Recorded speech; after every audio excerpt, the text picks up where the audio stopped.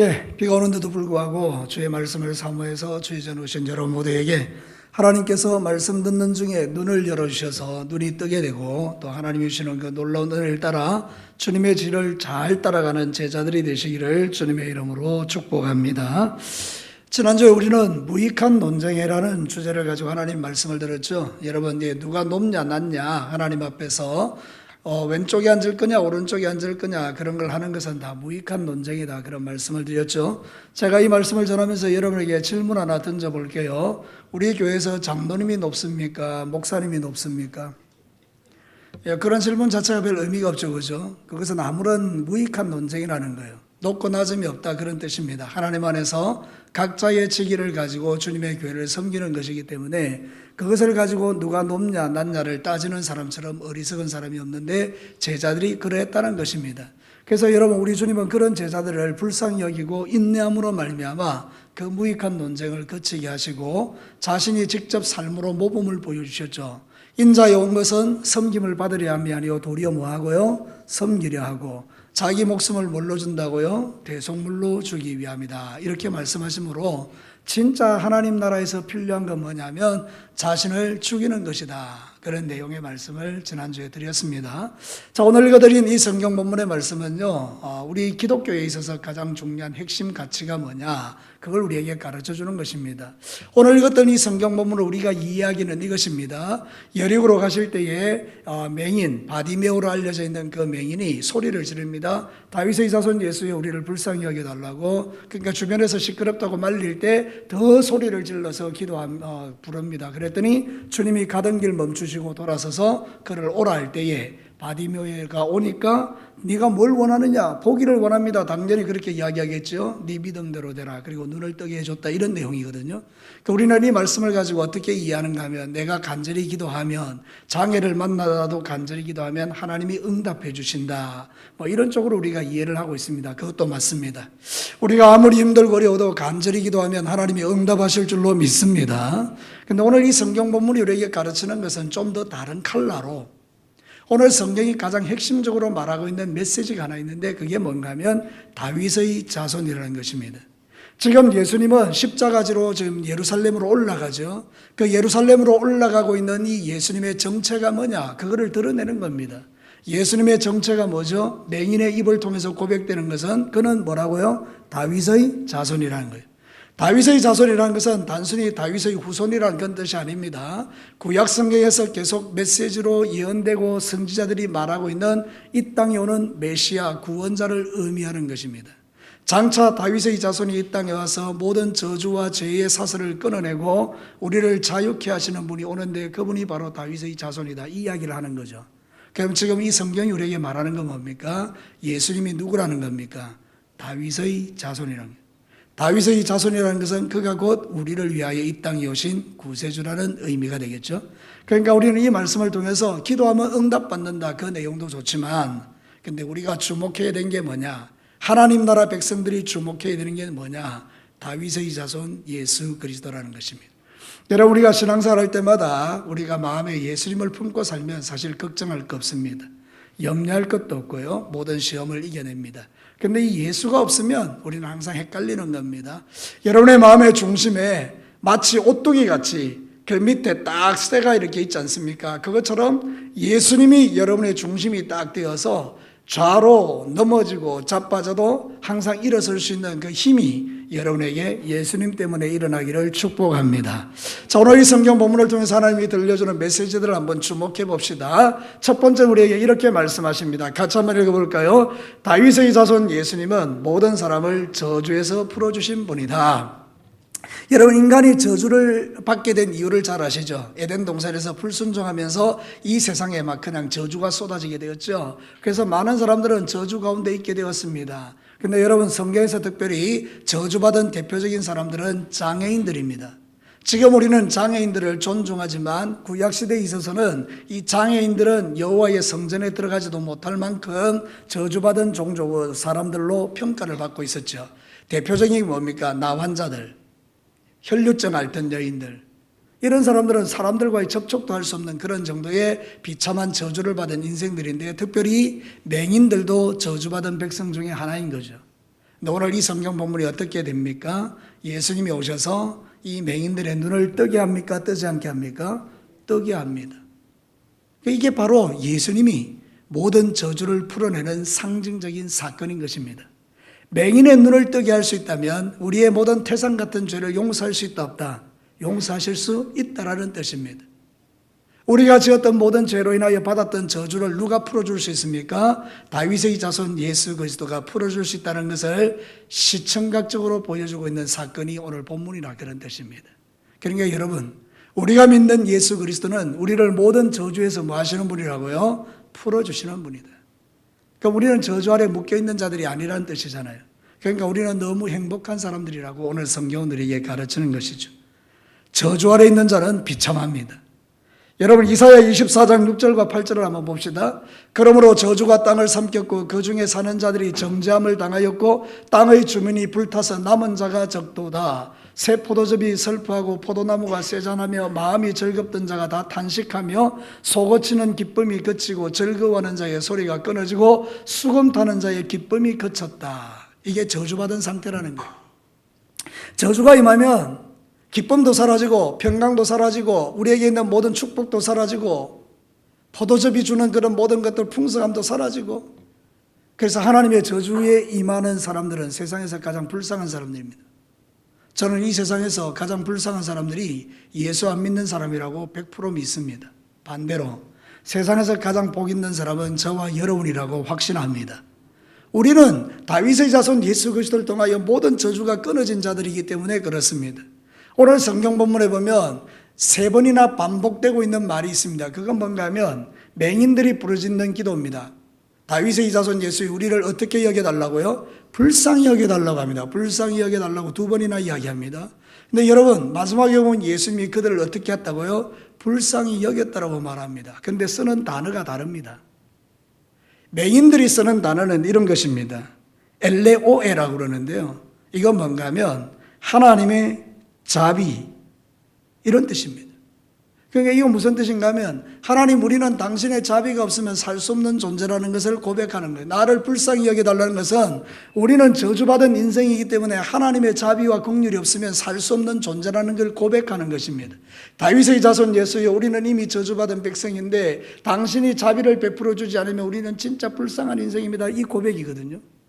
그런데 여러분, 예수님이 그들을 불쌍히 여겼다 이렇게 이야기할 때는요, 스프랑크 니조마이라고 그러는데요. 스프랑크 니조마이, 이건 뭔가 하면 죄를 용서해 주시고 동정심을 갖다, 이런 뜻입니다. 그러니까 우리 예수님은 뭔가 하면 그 죄를 용서해 주시고 그들을 동정심을 가졌다, 이런 뜻입니다. 이건 대단히 중요한 겁니다. 우리는 하나님께 끊임없이 기도해야 합니다. 뭐라고요? 하나님, 나는 주님의 자비와 긍휼이 필요합니다. 기도해야 합니다. 그럼 하나님 우리에게 뭐라고 말하는 거예요? 네 죄가 용서받았다. 그리고 우리에게 동정심, 우리의 긍휼히 여겨주는 마음을 베풀어 주신다는 거예요. 이게 우리가 세상을 살아가는 힘입니다.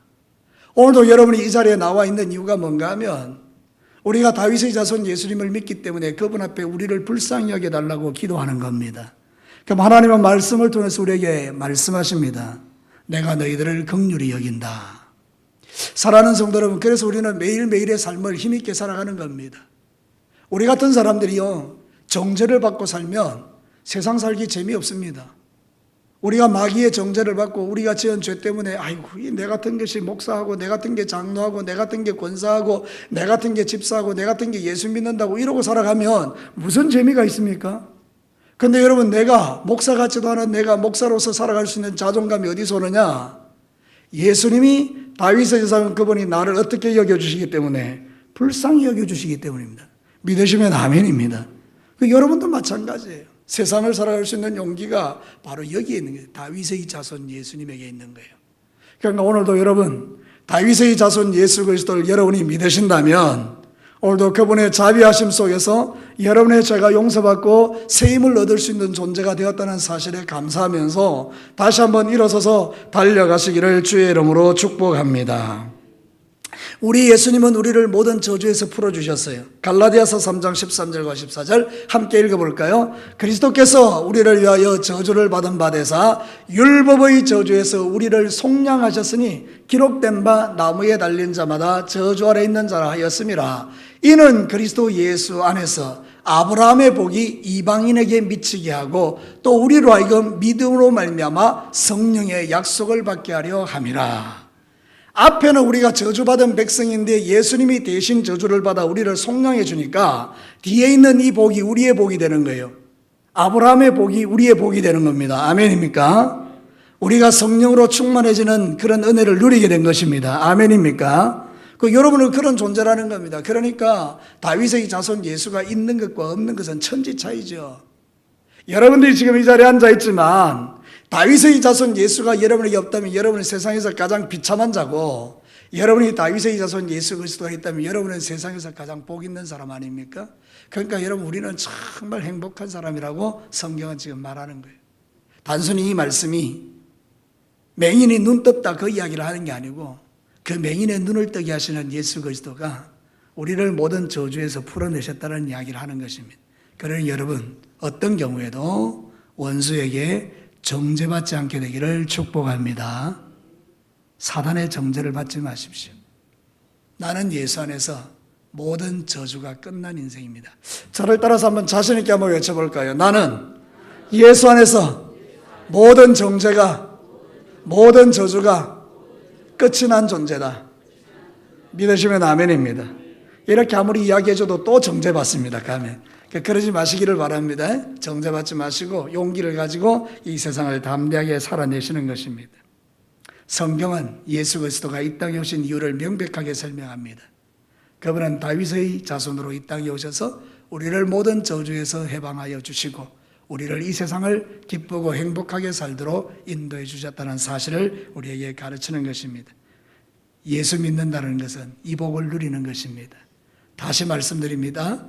예수 믿는다는 것은 이 복을 누리는 것입니다. 두 번째 메시지를 들어봅시다. 같이 한번 읽어볼까요?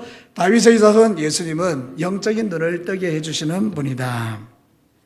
오늘 이 성경 본문이 만약에 우리가 그냥 눈 뜨는 이야기로 끝났다 그러면 우리의 욕심을 위해서 이 기도를 계속해야 됩니다. 하나님, 내 눈을 뜨게 해주세요. 어디 우리의 기도 제목이 눈 뜨는 것밖에 없겠습니까? 내 자식 잘 되게 해주시고, 내 딸 잘 되게 해주시고, 우리 어머니 아버지 건강하게 해주시고, 내가 돈 많이 벌게 해주시고, 더하여서 내 삶의 창고가 차고 넘치게 해달라는 그런 기도만 우리가 드리겠죠, 주구장창. 근데 여러분, 오늘 이 성경 본문이 말하는 것은 맹인의 눈을 떠주는 그 이야기만으로 끝나는 것이 아니기 때문에 이 이야기가 의미가 있는 것입니다. 다윗의 자손 예수 그리스도는 우리의 육신의 눈만 뜨게 만드는 게 아니라 우리의 영적인 눈도 뜨게 합니다. 그 증거가 무엇입니까? 이 맹인들이 눈을 뜨고 난 다음에 자기의 예전의 삶으로 돌아가는 것이 아니고 예수님을 따라간다는 것입니다. 여러분, 34절을 한번 볼까요?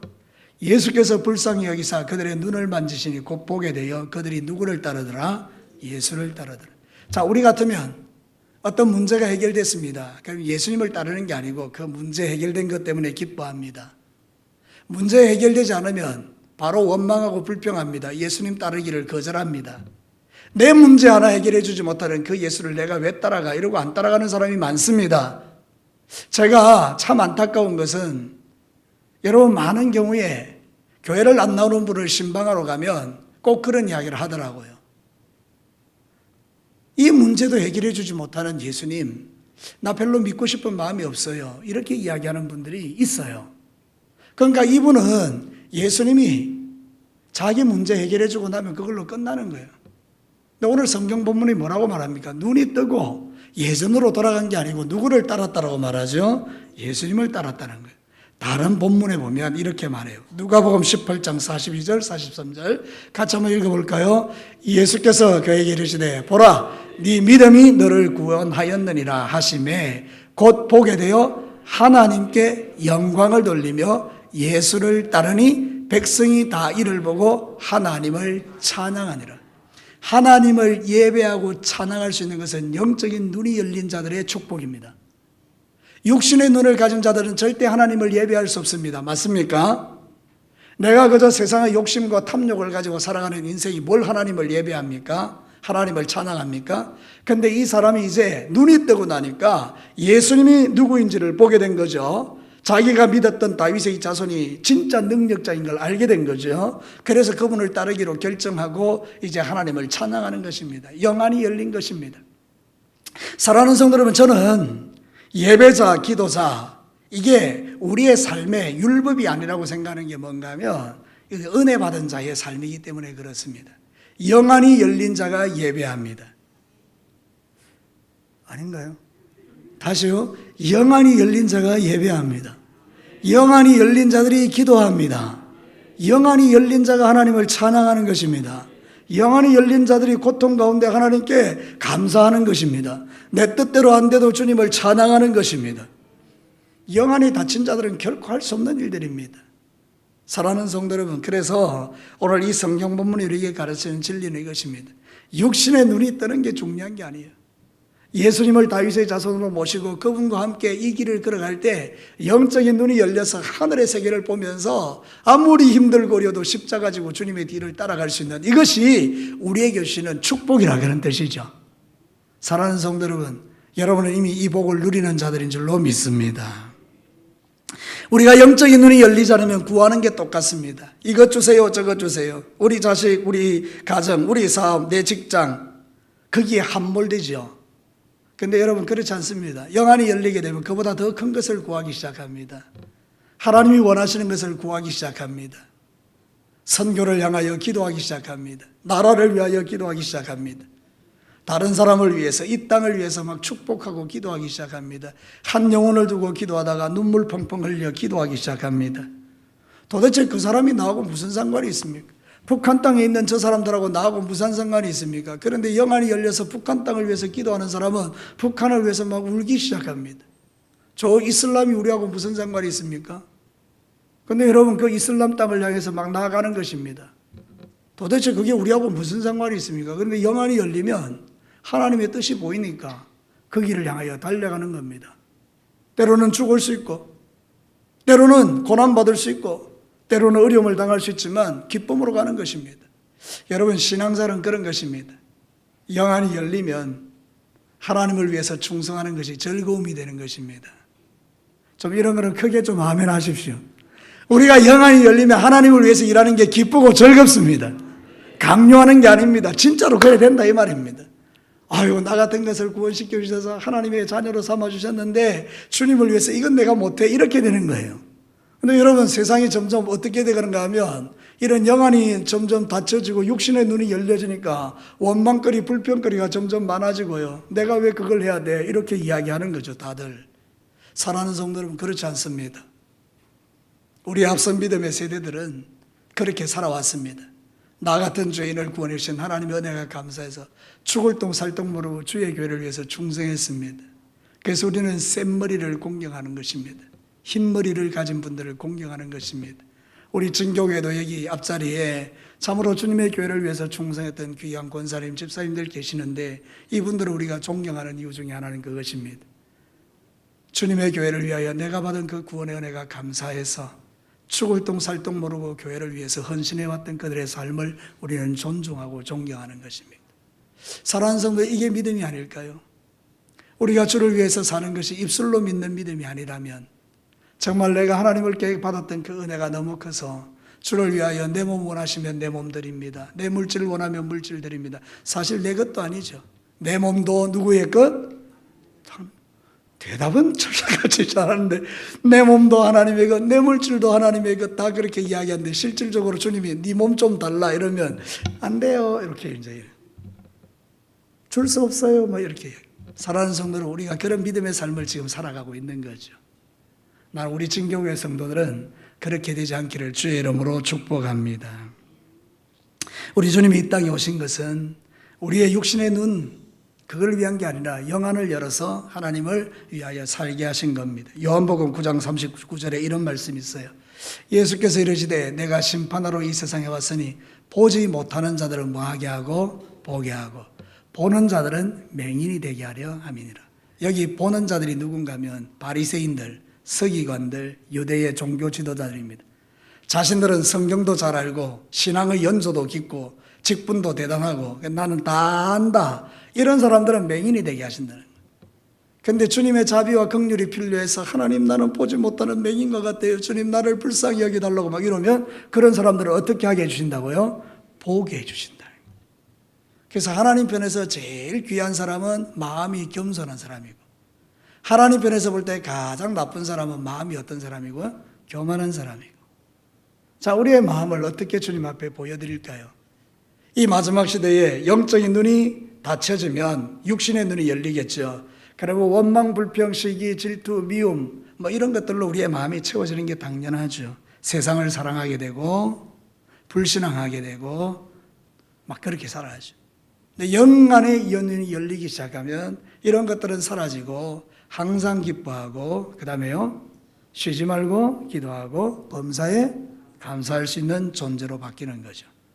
자, 여러분에게 한번 도전해 보고 싶습니다. 저를 포함해서 여러분 모두가 다 오늘 이 밤에 나는 영안이 열려서 항상 기뻐하고 쉬지 말고 기도하고 범사에 감사하는 이 하나님의 뜻을 쫓아 내 삶을 헌신하고 있는가? 아니면 여러분은 육신의 눈이 열려서 늘 원망하고 불평하고 세상적인 것 때문에 기저귀하고 네가 높냐 내가 높냐 이런 거 하고 있느냐, 이렇게 생각해 보면 우리 자신의 삶을 좀 돌아볼 필요가 있죠. 자, 오늘 이 수요기도에 오신 여러분 모두는 주님 오시는 그날까지 영적인 눈이 크게 열려서 하나님의 것을 볼 수 있는 그런 은혜를 매일 누리시기를 주의 이름으로 축복합니다. 자, 마지막 세 번째 보겠습니다. 같이 한번 읽어볼까요? 다윗의 자손 예수님은 오직 믿음이 있는 곳에 역사하신다. 오늘 성경에 보면 두 종류의 사람이 나오죠. 하나는 예수님을 따라가는 무리들이 나오고, 또 하나는 예수님이 지나간다는 소리를 듣고 소리를 질러서 예수님 만나는 맹인을 우리가 보게 되죠. 자, 맹인들과 이 무리들의 차이가 뭡니까? 무리들에게는 믿음이 없습니다. 누구에 대한 믿음요? 다윗의 자손 예수에 대한 믿음이 없습니다. 왜 무리들은 예수님을 지금 따라가고 있는 겁니까? 이 무리들이 구경거리입니다. 그죠? 틀림없습니다. 무리들은 예수님이 일으키는 기적을 보고 야, 신난다 이러고 재미있다 이러고 구경하고 지금 다니는 겁니다.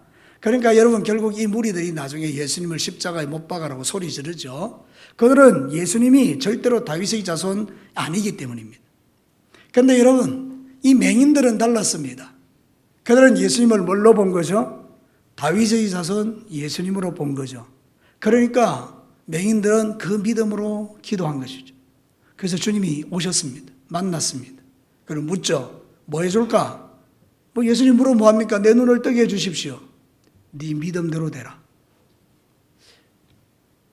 왜 가만히 있습니까? 여러분, 네 믿음대로 되라. 아멘이잖아요. 우리에게 주님이 말씀하십니다. 네 믿음대로 되라. 우리가 다윗의 자손 예수 그리스도를 믿고 기도하면 주님이 우리에게 응답하시는 게 뭔가 하면 네 믿음대로 되라. 그렇게 우리에게 말씀하신다는 거예요. 여러분, 성경에 보면 믿음이 있는 곳에 역사가 일어납니다. 12 혈루증 앓던 여인이 마음에 믿음이 생겼죠. 예수님의 뭐만 잡아도 낫겠다? 옷자락만 잡아도. 이제 이 정도는 여러분이 그냥 막 다 아는 이야기 아닙니까? 그죠? 근데 아는 게 중요한 게 아니지 않습니까? 이 여자가 누가 돼야 됩니까? 이 여자가 누가 돼야 돼요? 내가 돼야 돼, 내가. 그래서 여러분은 자주 주님 앞에 그 옷자락을 잡아야 되는 믿음을 갖고 살아야 된다 이 말입니다. 그래서 옷자락을 잡았더니 병이 떠나가 버렸죠. 그 예수님께서 확인합니다. 돌아서서 누가 내 옷 만졌냐. 그때 이 여자가 담대하게 고백합니다. 왜냐하면 여러분, 그 유대인의 옷을 만지는 것은 이거는 죄거든요. 이 12 혈루증 앓던 여인은 이게 이제 그 저주받은 여인이니까 그 부정한 여자가 사람 만지면 안 되니까, 그 만지는 것 자체가 죄가 되니까 주변에 있는 사람이 돌에 맞을 수 있잖아요. 그 얼마나 불안하겠어요. 근데 말하는 거예요. 제가 만졌습니다. 주님이 그 믿음 보신 거예요. 그래서 네 믿음이 너를 구원했다 이렇게 말하는 거거든요. 제 이야기가 아닙니다. 마가복음 5장 33절과 34절 같이 읽어볼까요? 여자가 자기에게 이루어진 일을 알고 두려워 떨며 와서 그 앞에 엎드려 모든 사실을 여쭈니 예수께서 이르시되, 같이 한번 크게 읽어봐요. 시작. 따라 네 믿음이 너를 구원하였으니 평안히 가라. 내 병에서 놓여 건강할지어다. 아멘. 오늘 이 말씀이 여러분에게 적용될 사람은 적용되기를 축복합니다. 몸이 아파서 이 자리에 와 있는 분들, 기도할 때 하나님께서 그렇게 말씀하시는 거예요. 네 믿음대로 되라. 평안히 가라. 네가 병에서 노임을 얻었다. 그럼 우리는 자유케 되는 것 아닙니까? 중요한 것은 예수님은, 다윗의 자손 예수님은 믿음이 있는 곳에 역사는, 구원은 뭘로 받습니까? 믿음으로 받는 겁니다. 구원은 뭘로 받습니까? 믿음으로 받는 것입니다. 우리 행위가 아니지 않습니까? 그 사랑하는 성도들, 믿음은 그렇게 귀한 것입니다. 다윗의 자손 예수를 향한 믿음이 모든 것을 체인지합니다. 바꿔냅니다. 그러나 이 시대는 불신앙의 시대입니다. 예수님이 필요치 않습니다. 더 이상 예수님을 필요하러 하지 않습니다. 왜냐하면 돈이 예수님보다 훨씬 크기 때문입니다. 돈만 있으면 모든 걸 다 합니다. 그렇게 생각합니다. 그러나 여러분, 돈으로도 못하는 게 있습니다. 돈으로도 못하는 게 뭡니까? 내 죄를 용서받는 것은 돈으로 안 됩니다. 돈을 따라가다가 망하는 것입니다. 우리는 예수 그리스도, 그분을 따라가야 될 줄로 믿습니다. 그렇죠. 우리가 그 믿음으로 이 세상을 살아가는 겁니다. 그 믿음이 나를 구원하는 것입니다. 믿음이 있는 곳에 다윗에 있어서는 예수님이 역사하는 거예요. 지금 이 시대가 믿음이 필요한 시대입니다. 다시 말씀드리겠습니다. 지금 이 시대에 저와 여러분에게 필요한 것은 믿음입니다. 그 말은 뭔가 하면 예수님이 필요하다는 것입니다. 저는 여러분에게 묻고 싶습니다. 여러분의 인생에 예수님이 필요합니까? 필요하지 않습니까? 절대적으로 필요합니다. 예수님 없이 잘 살 수 있다고 착각하시면 망합니다. 우리는 매 순간 주님이 필요합니다. 잘 될 때나 못 될 때나, 건강할 때나 연약할 때나. 로마서 9장 33절에 이렇게 약속하고 있습니다. 함께 같이 읽겠습니다. 기록된 바 보라, 내가 걸림돌과 거치는 바위를 시온에 두노니 그를 믿는 자는 부끄러움을 당하지 아니하리라 함과 같으니라. 아무리 걸림돌이 있고 거치는 바위가 있어도 믿는 자는 부끄러움을 당하지 않습니다. 이게 하나님의 약속입니다. 오늘 이 밤에 오신 여러분들, 이 말씀 심장에 새기고 여러분이 살아가는 모든 삶의 현장에서 믿음 때문에 다윗의 자손 예수가 일으키시는 역사의 주인공들 되시기를 주의 이름으로 축복합니다. 우리가 사모하는 것은 이 좋으신 예수 그리스도를 내 삶에서 날마다 부르짖으며 사는 것입니다. 다윗의 자손 예수여, 나를 불쌍히 여겨주십시오. 원수 마귀가 말합니다. 소리 지르지 마라, 잠잠해라, 기도하지 마라, 예배도 드리지 마, 찬양할 필요 없어, 돈이 제일이야. 그때 우리는 또 외치는 것입니다. 다윗의 자손 예수여, 나를 불쌍히 여겨주십시오. 그때 주님이 우리를 부르시는 것입니다. 네 소원이 뭐냐? 주여, 나는 보기를 원합니다. 네 믿음대로 되라. 사랑하는 성도 여러분, 오늘 이 성경 본문을 통해서 여러분의 마음속에 믿음 하나 가지고 돌아가시기를 바랍니다. 예수 그리스도는 다윗의 자손이십니다. 그 다윗의 자손은 모든 사람을 저주에서 풀어주십니다. 그 다윗의 자손 예수 그리스도는 영적인 눈을 뜨게 해주십니다. 그 다윗의 자손 예수 그리스도는 믿음 있는 곳에 역사하십니다. 이 좋으신 예수 그리스도가 저의 마음에, 여러분의 마음에 이미 계십니다. 그러니 우리는 행복자들이요, 능력자들이요, 소망으로 세상을 살아가는 자들입니다. 힘을 내시고 남아있는 3일 동안 여러분의 삶의 현장에서 이기고 승리하고 돌아오시기를 주의 이름으로 축복합니다. 같이 한번 기도하겠습니다.